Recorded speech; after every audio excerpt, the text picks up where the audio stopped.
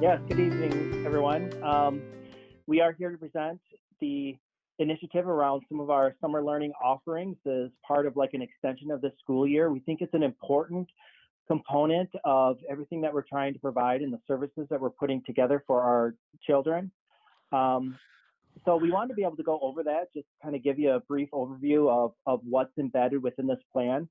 Keep in mind that within this plan are not things that were already in existence to a large part. So those other supports that we had didn't necessarily go away, but we're primarily going to be talking about some additions that we put in. So we're going to kind of go in an order of how the packet is built. We'll be using this document as our presentation. So Kimberly's going to go first to talk about elementary. Sarah's going to give some details around secondary, and then Jennifer is going to give us an overview of what we're doing for students with special needs. So with that, I'll go ahead and let Kimberly jump in and start going through the elementary component. Thanks, Todd. Certainly, as we move into the summer months, we hope that our students are eager to enjoy some deeper breaths of the summer days as they also seek to foster their own curiosity and drive to learn. We know that Bloomfield students impact the world around them in incredible ways, and we hope that they take advantage of all of the authentic life learning there is to be done in a less scheduled time that summer brings.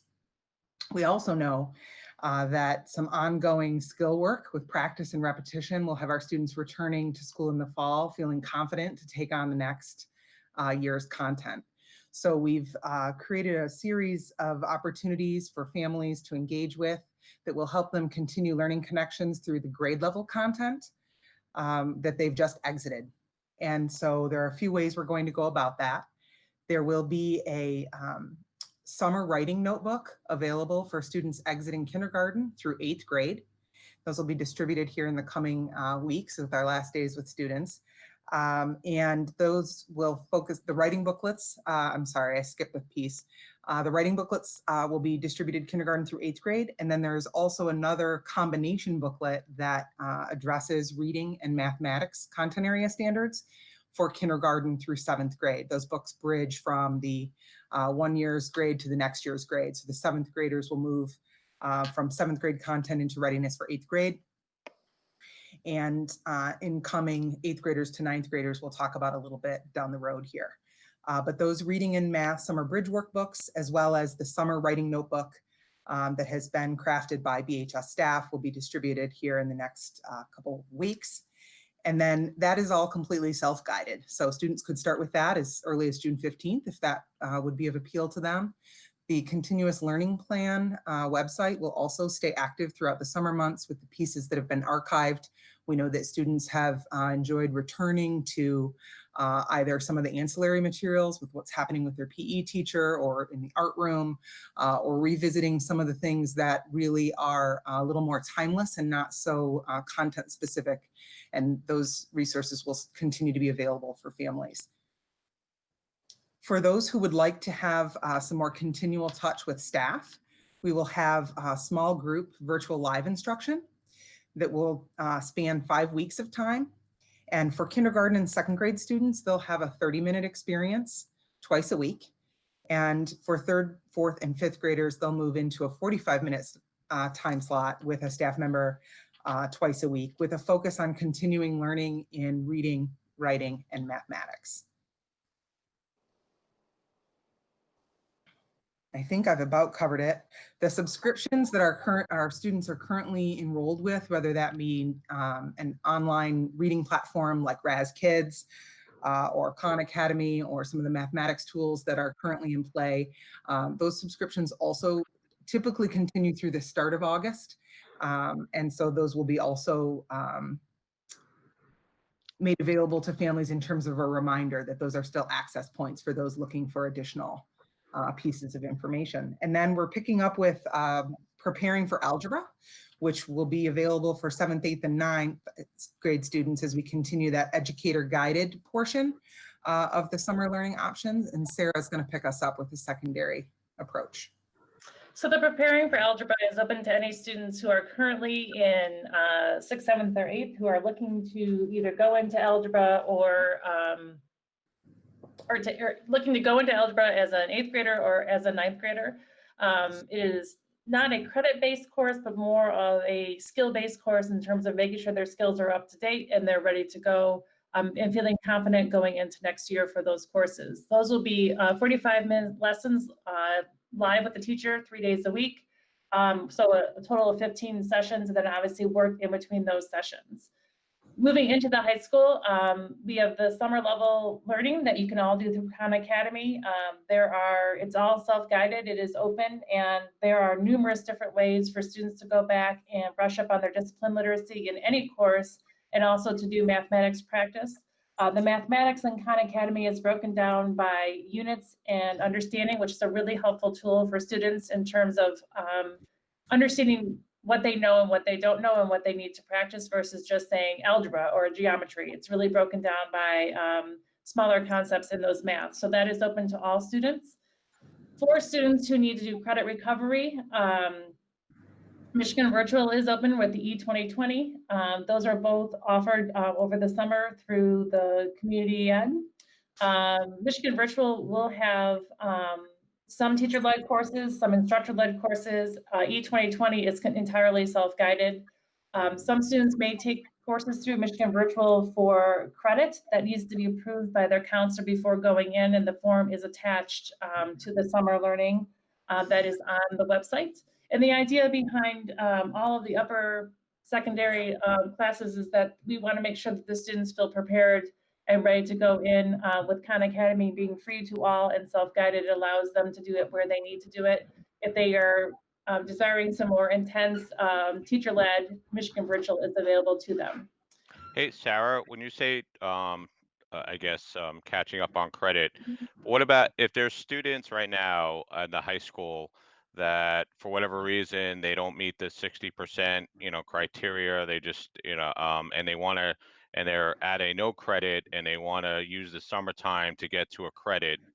Obviously it's not through Michigan Virtual. Can they be working with their teachers in the summertime to get in those assignments they need to be able to go from no credit to credit as well over the summertime? They would have to get an incomplete, and that's written out in the grade bands that there's an incomplete if they're missing work to be able to get that credit. So they would be given an I, and then they're given 2 weeks to make up that missing work. This is a conversation, if there's anyone out there who's listening, this is a conversation you'd be having with your teacher right now.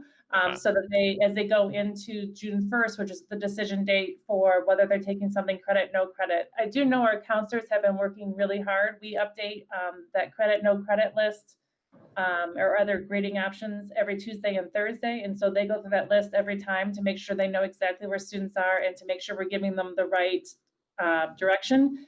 The issue with E2020, and I shouldn't say issue, but there are graduation requirements that some students may have missed out on prior to COVID. And this, like if they didn't pass something in first semester, E2020 allows them to make up that course as well. So that's what credit recovery is in this. It has nothing to do with what's going on now. Okay, I get it. Right. Okay. Yeah, it does get a little confusing when we mentioned. That's why we made a point of putting on a report card the CR for COVID credit versus just regular credit. So it's an understanding for others who read the transcript, most likely colleges, that the student took credit during COVID, which was dictated basically to us by the state. Got it. Howard, did you have a credit for a specific Sarah, or do we want to go through the whole presentation? Or Well, let's go through the whole presentation. okay, that's I'll fine. ask at the Got end. Got it. Sure. Okay. I had a quick question though. Which of these costs money? The Michigan Virtual, the E2020, the Preparing for Algebra, and the Stay Sharp Summer Learning that's teacher-led. Those all have costs associated. Thank you. Yep. Got it. And then we'll move into, I just want to scroll down here. Attached at the bottom are the 5 pages that are all of the high school classes that are offered through either E2020 or Michigan Virtual. And so that's attached to that document just for your information before I pass this over to my colleague, Jennifer.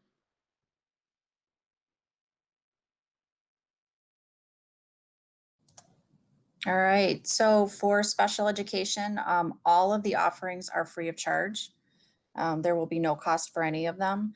They would be available for all students with IEPs within the district. And so we basically have a continuum of services that are available. The first is IXL Learning, which is an online module tool where we've purchased license to be available for anyone, but we are requesting enrollment in order for us to be able to give out the license to the students that enroll. And then the next step in that is mirroring what we are doing in the general education. And so we'll be offering summer learning that are teacher-led. And these would happen twice a week for 30 to 45 minutes in small group sessions. Again, no cost to that, but we are asking for registration so we know how many teachers that we need to have available. The focus on that would be literacy and math.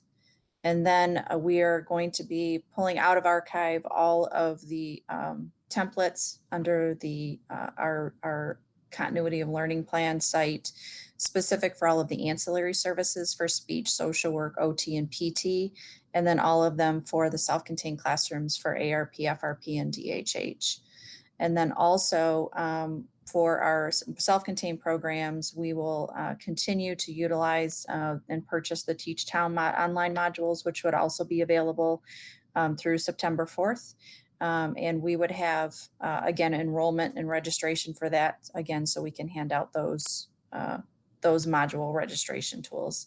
And we're asking our self-contained staff to put together individualized summer work for those students as well.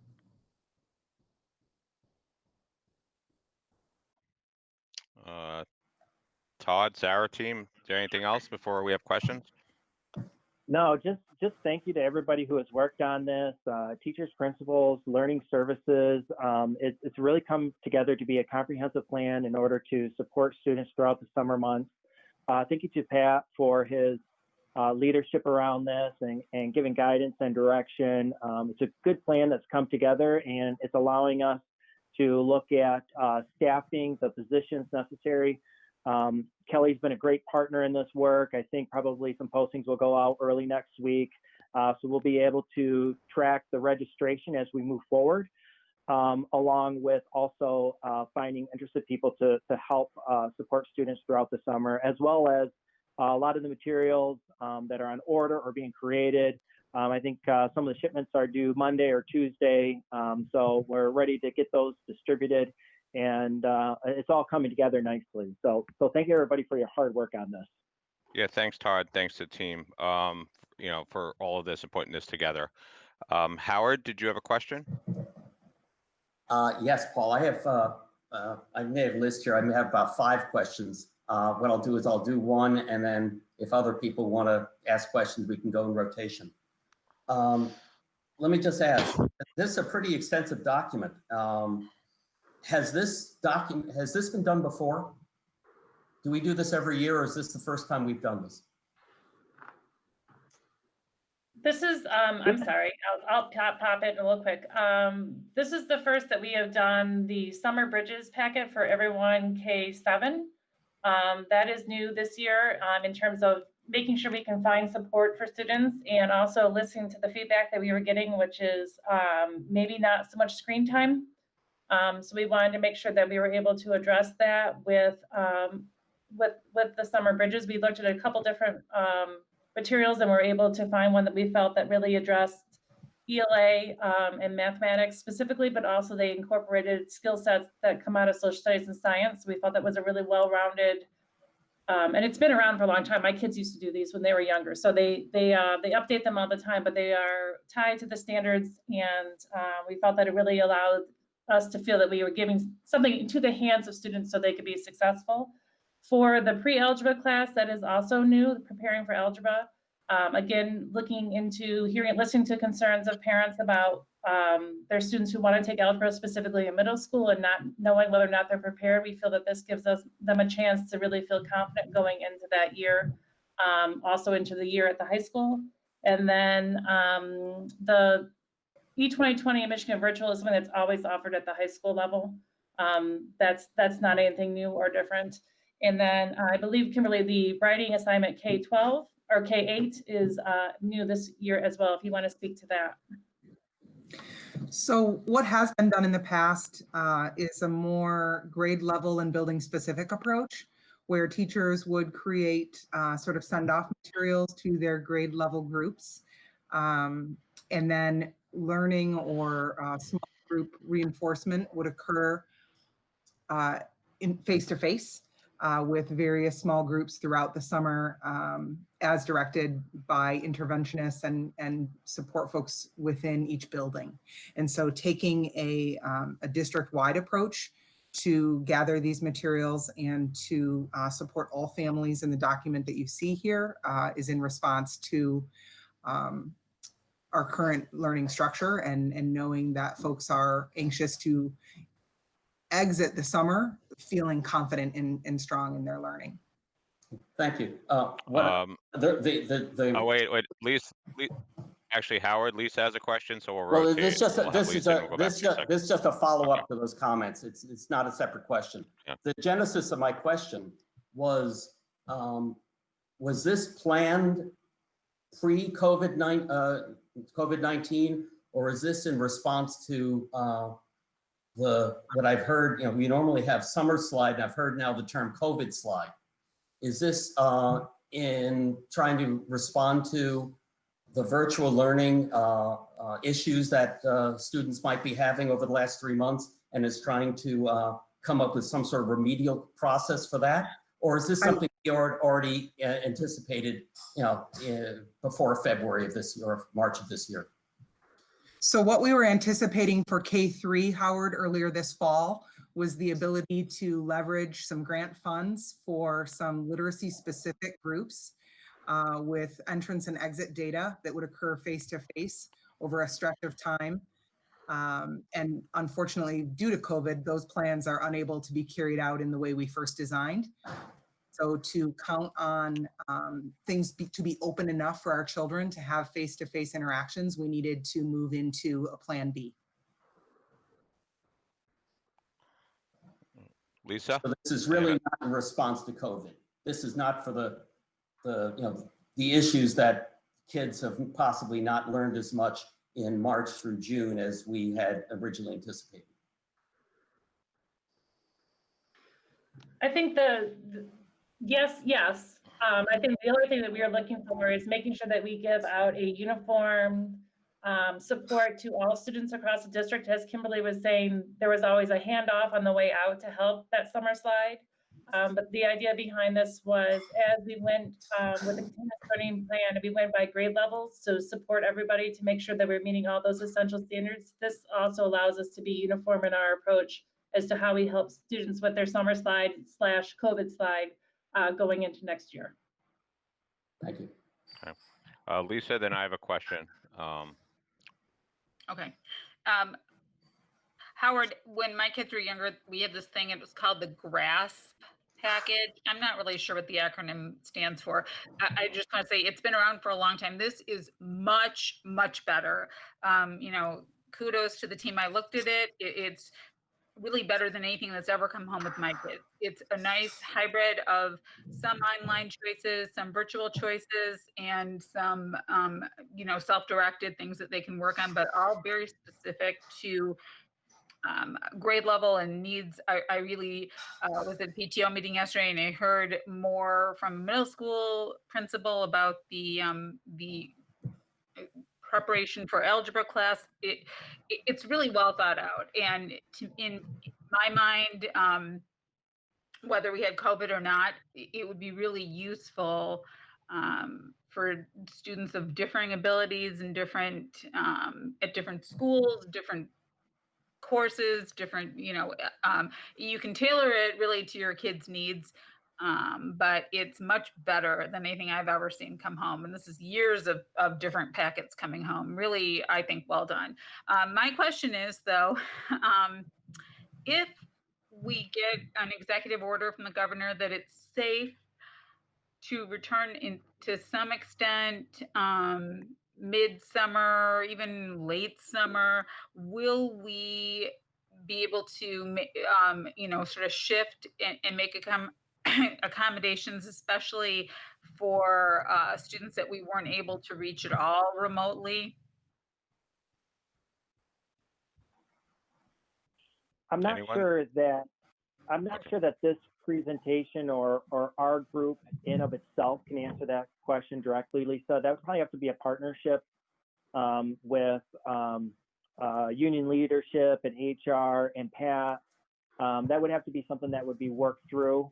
So I don't know if Pat wants to weigh in on that question specifically, but I'm not sure that that would sit necessarily with what we're presenting right now. Yeah, it would be challenging to try to pivot at the last second. The teachers that are going to sign up for this are signing up to do the remote learning. They could have underlying health concerns where they may not, if we said, can you come back in now? They may not want to do that. We don't know where parents are going to be at with allowing their children to come in as far as social distancing and what that may look like. Our goal is to make sure in response to COVID-19 and the feedback from the surveys, we got in our students' hands, K through 7, something very valuable that they can work on, and then provide that opportunity for small group individual instruction moving forward. So my best guess is this is going to be our summer program, and this is what we're going to stick with. And we didn't want to be flip-flopping and going back and forth with maybe wait and see, well, it's been this long, I've already gone up north, I don't want to bring my kid back. Well, the teacher's all in the building now, well, I need the teacher online because I can't come back and we're in California for 2 weeks. We didn't want any of that. We wanted a concrete plan, this is what we're doing, and then we'll move forward. Okay, thank you. I understand that. I just, so it really doesn't have anything to do also with our plan for sort of catching up students that maybe feel like they're behind once they come back, whatever form that takes in the fall or whenever. No, that will be, this is to help bridge some of that gap that may take place. And then when they come back in the fall, you know, my expectation as a parent that I want to know, that I would want to know is, what are you doing for my kid if they're behind? What are you doing for my kid if they're at grade level to move them forward? And what are you doing for my child if they're above grade level to continue challenging them? Those are all questions we're going to be working on within the task force, looking at all the different models. But this is to kind of bridge that gap to make sure there are opportunities to continue to learn during the summer for our students, for all students. So mind you, every single student gets this on the way out the door, everyone. Okay, I have a quick question. One second. I have a question and Cynthia has a question. You know, first of all, I know the board members got this a couple days in advance, so, thank you. Very comprehensive plan. And putting this all together, I know a lot of hard work. One question I had, and I know a lot of families are going to have, because I know BYA has supported some families, is I know some people, and this is maybe a Tina Pat question, some people signed up for the GRASP program, and may obviously would like now, because this is being rolled out, to opt out and do this. Is there potential refunds for the GRASP program for those that signed up? I don't know if, I know this is recreation, so I don't know if Tina, if you know the answer. Yeah, we'll Okay. go with Mark and Mike. We said, how many times we said, these are unprecedented times, uncharted waters. So parents signed up based on the information they had, right? So the information was, I Yep. can sign up for the program. The district's working on a summer program. We have no idea what it's going to be. And I don't want to miss my opportunity because there's a deadline to get this program and then not have anything, or if I feel that the district doesn't provide me with something better. So those who want a refund, we'll figure out a way to work it out. It's in the best interest of the parents. We'll figure it out. And I'll work with Mike and Mark on that. The goal isn't to make money. The goal is to make sure we provide our community with the opportunity to learn. We've asked our teachers to do things that are way outside of what we've asked them to do. We've asked parents to go and be teachers, especially at the elementary level, and teach their kid without the ability and opportunity for them to go to school to learn how to do it. And some of them are working 40, 50, 60 hours at home. So if this makes it easier for them, it's a no-brainer. We'll do it. We'll get it done. Got it. Okay. Cynthia, then Jackie, then back to Howard, unless Mark has a question. I just want to mention and thank the Bloomfield Middle Schools Foundation, which has provided $5,000 to support the summer learning packets. And also our sponsor, Beyond Juice, which is providing certificates to all the students as well as part of the packets. The members of the foundation were very enthusiastic about trying to help the district find ways to support our students during the pandemic. Thank you. Jackie, is it? Yeah, Jackie. Yep. Yeah. Well, I just wanted to say, like Lisa, this is just very well done. I particularly like the way that it's curated, because I had my children did take advantage of for example, the Michigan Virtual Academy math class in the past. But realistically, we were on our own. We would need to go to the Michigan Virtual Academy site, and then we figured out what we wanted to have that our student do, and we didn't really have a lot of support in figuring that out. And so the fact that this is laid out so well and with options and it's curated, and I know that our learning services team, have put this together as a parent, and that these are the different options, and telling parents what exactly these are good for, and that they can actually talk to someone in the learning services team about these opportunities. This is just fantastic. So yeah, this is, while we might have had even, like, for example, the Michigan Virtual Academy in the past, the fact that this is put together in such a curated way, and then that parents have the option to talk to our learning services team about this, that is above and beyond anything I've seen as a parent as well. Thank you, everyone who put this together. This is great. Yeah, I think, Thanks, sorry, I Jackie, don't mean for to those bump comments. anyone, but I just want to say, Jackie, I've never, in my years as a parent with 4 kids, I've seen a program like this in the summer before. It's really well done. Thanks, Lisa. Howard, you had some more questions?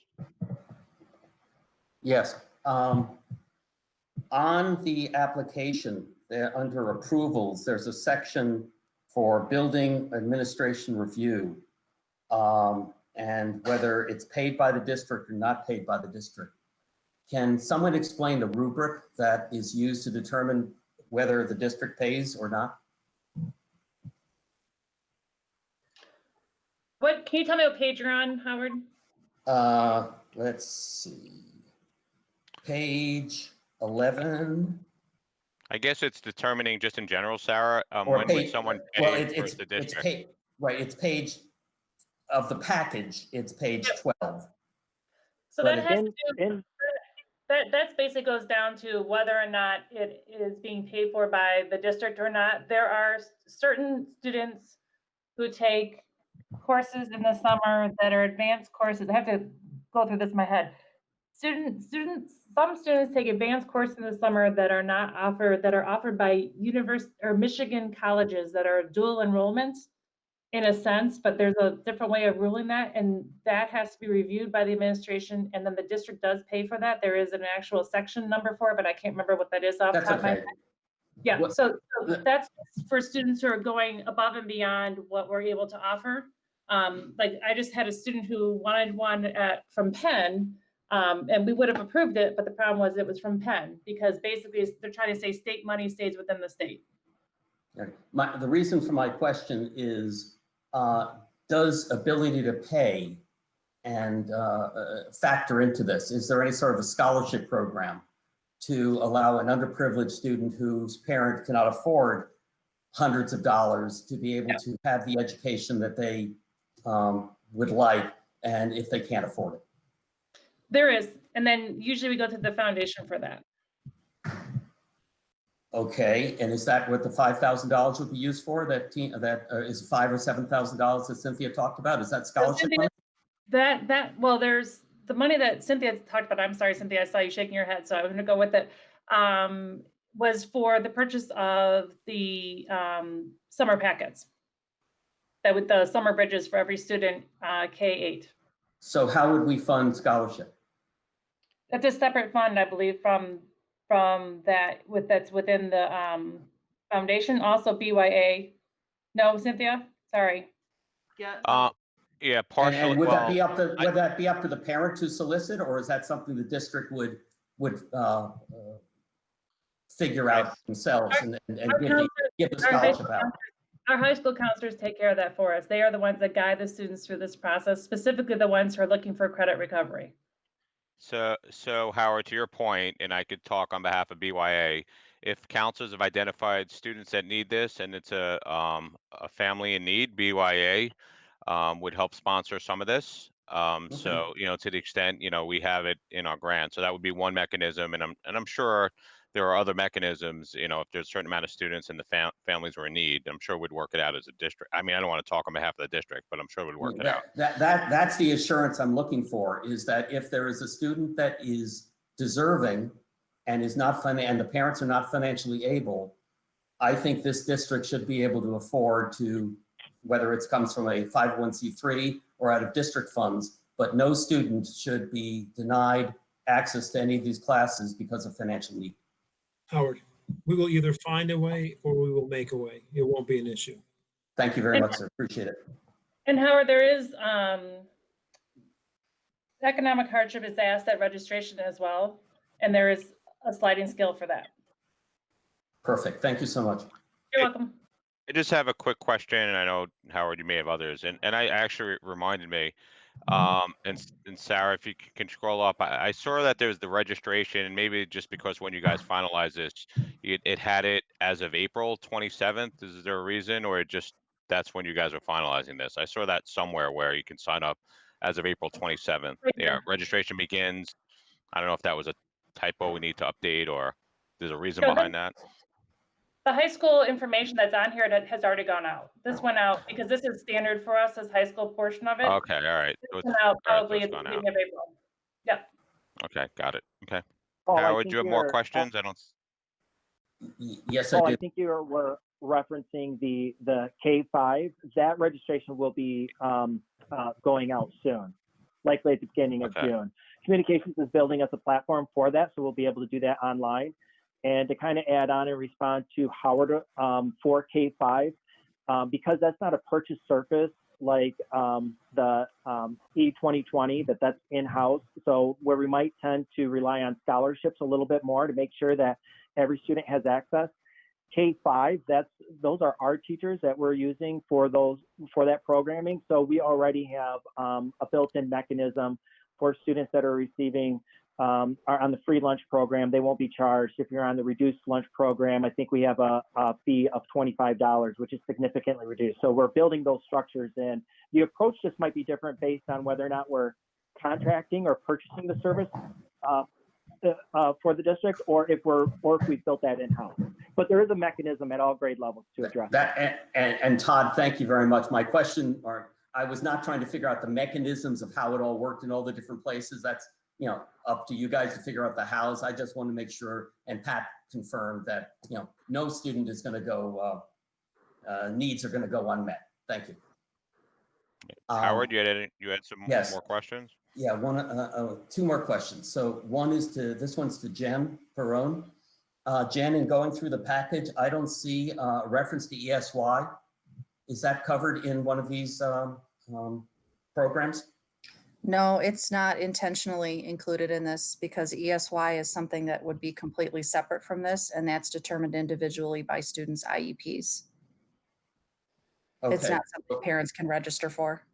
Okay, so will we be offering ESY this summer? Yes, we're legally obligated to offer ESY every summer. And so that will be a part of summer programming, but not available to all students with IEPs unless their IEP dictates it. Okay, thank you.